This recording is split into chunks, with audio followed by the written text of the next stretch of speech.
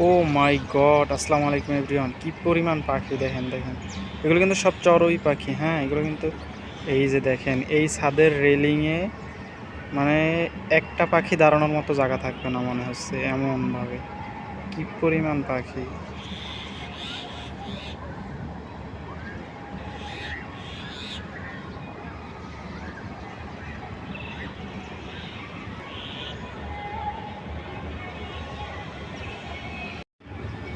ও মাই god! আসসালামু আলাইকুম everyone. কি পরিমাণ পাখি দেখেন, দেখেন।